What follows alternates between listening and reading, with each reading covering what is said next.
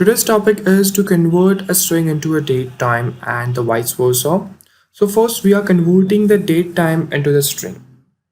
So first we are going to import our library, that is we are going to import the time, and after that we are creating a function named a convert over here in which we are going to pass our string. After that we have done the formatting over here. So how this formatting is all about, the first is the month, then comes the date, then comes an year, followed back by the hour, minute, and to the second, and the p tends to be the am or the pm.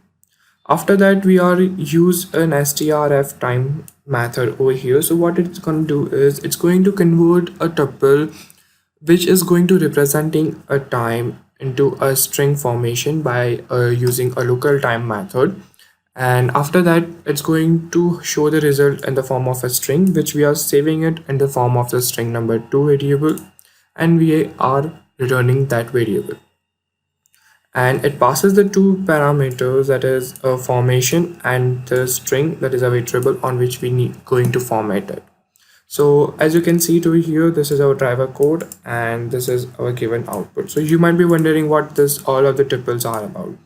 See, the first tuple as the year, second comes the month, followed back by the days, then comes the hour, minute, second, and the 5 tends to be the day, and it ranges from 0 to the 6, and the Monday is starting from the 0.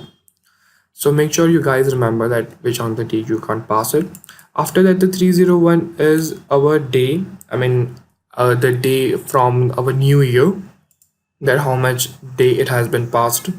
And after that the 0 is the time abbreviations. There are three type of time abbreviations. We don't need to get into much further detail about it, but you can pass it as 0, -1 and to the 1, so don't worry about it. And after that we are printing and calling the function.